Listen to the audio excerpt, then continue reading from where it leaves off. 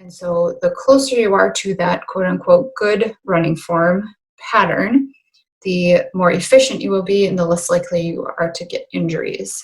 Hey, I'm Steph. I'm a physical therapist, an online run coach, a runner, a mom. I'm the creator of the Beginners Running Group on Facebook and Beginners Running Program. I have a love and passion for helping beginner runners and beginner again runners learn to love running, learn to be consistent with it, and learn how to get faster without getting hurt.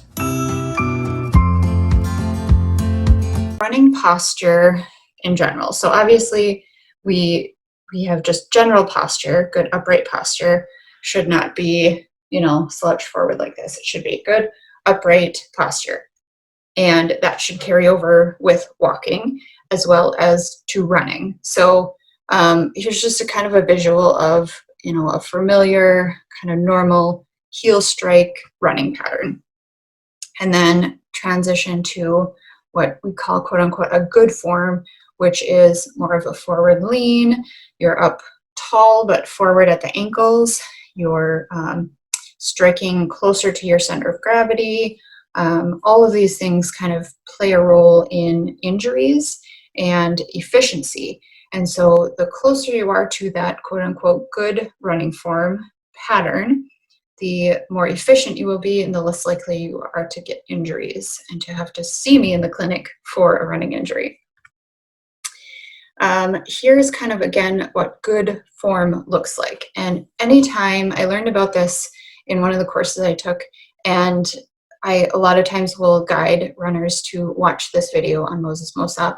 He's an Olympic marathon runner, and this video takes you through his running form and technique, and then it takes you to just an adolescent male doing kind of that familiar, that heel strike pattern that was on the last page, and the difference is just incredible. You can just see, it goes from this super efficient, great form pattern to this like lumbering almost, it looks like, compared to the elite runner. And all of us have the ability to, we can all run using that form. Now, we may not all be as efficient and fast as he is, but we can all use good form. So again, forward lean from the ankles. Our body should be fairly straight and upright. We want kind of good pull back of our elbows that should sit kind of comfortably, kind of waist area. You don't want them way up. You don't want them way down. They should be at kind of a comfortable, brushing at your hip or at your waist as you run. If you're doing a forefoot strike or a midfoot strike, you may strike more on the outside, fourth and fifth areas of your feet. I put nuts, so that's basically means toes, ball of your foot, outside of the ball of your foot. And you should be striking close to your center of gravity. So your center of gravity is where this line is that you see. And so you should be striking close to that.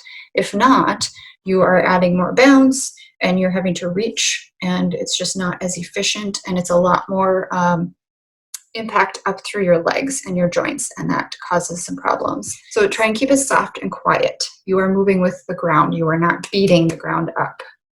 Again, less impact if it's quieter. So that means less injury or irritation. And then another big takeaway, there is no single optimum form for everyone. I am not getting people in the clinic and telling them you have to do this, this, and this. You have to run this certain way, because some people run, like the kid or with that unfamiliar pattern and don't have any problems. If it's not broken, I'm not going to try and fix it. If I'm doing an analysis for somebody and it's in the clinic, it's because they're having a problem, and I'm trying to figure out what the problem is, and sometimes changing form can be helpful in correcting the problem. So another tip here is, if you are running, doing speed work, or you are running hills, your form is going to change based on that. If you're running up a hill, you basically have to use good form, because otherwise you're not going to be able to make it up the hill. Unless you have to start crawling up the hill. So That's where hills and speed work. So generally that's going to be a better form, a more efficient form. It just depends on your body's ability to hold it for how long. And once it starts to break down, obviously that can cause a problem. So, and then treadmill running too can change your form. So because that treadmill is moving for you instead of you moving over the ground, it really takes up to about a 2% grade of incline on a treadmill to kind of equal running on level ground. So just realize that too. If you have been training all winter on a treadmill and then you go to run outside and it feels very different, or you start to have injuries or something, it's likely because you maybe didn't have the incline set, or your body just got used to that belt moving and you didn't have to pull. So now you're outside and your body has to do some more pulling and use muscles differently than it had. So kind of keep that in mind if you're doing a lot of treadmill running. Treadmill is actually good for the cushion of it, and that is actually a benefit of running on the treadmill, is you don't have that hard pounding like you do on pavement. And then some takeaways: if you are new to running, if you're a beginner and you're not really sure about foot strike or your form, play around with it a little bit. If you think you strike on your heel and you're striking out in front of you, try and bring it closer to underneath you. And some cues that I give people to help them learn to do that is even just thinking about driving your elbows back more. And that's going to automatically shorten your stride.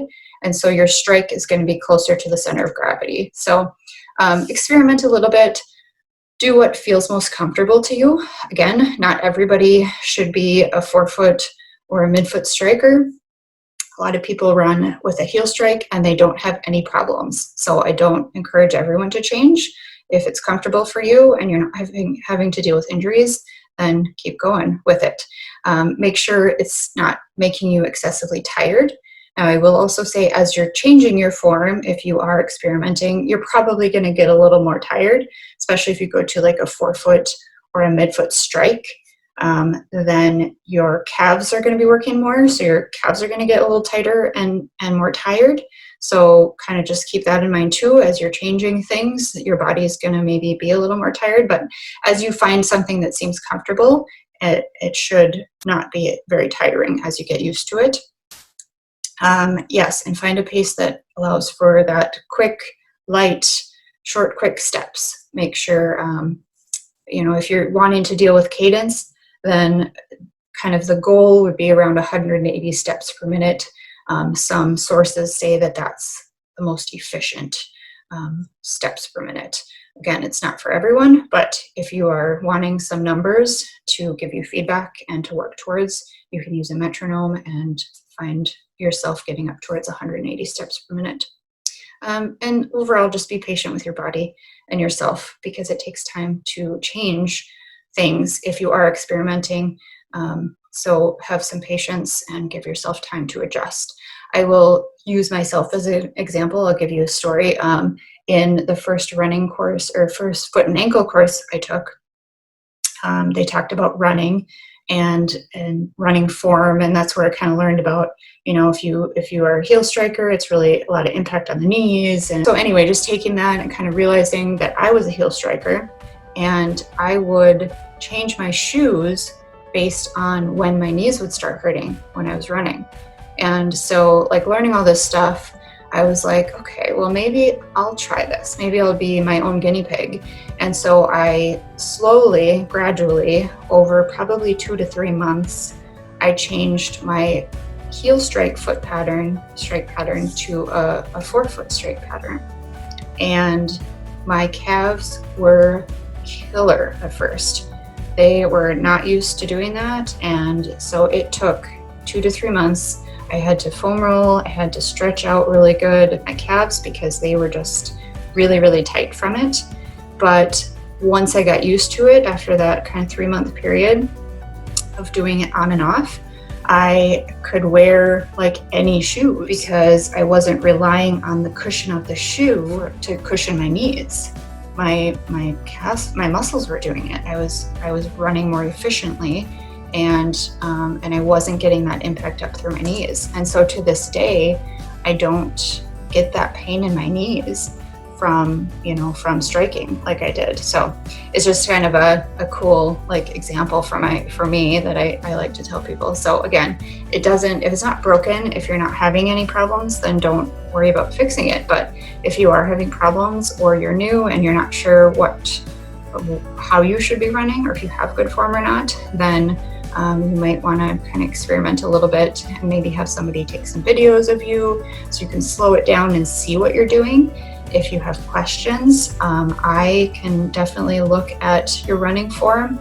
I have an online video gait analysis program that I can offer. If anybody's interested in that, please let me know. I'm happy to do it. Like I said, I love this kind of stuff. I think it's so fun. So if you're having pain only with running, then it could be something with your form, so it could be worth looking at. So, but you can do this. You can change your form. You can run in good form. We can all do that. But it takes time. It takes effort. It takes focus. It takes strength. So make sure you're doing your strength. Make sure you're taking care of any little aches and pains. So make sure you're stretching, foam rolling, all that stuff. Make sure you've got good shoes. All of those things are going to lead to good form and efficient form and allow you to run farther, faster, stronger. Let's go, guys. You can do this.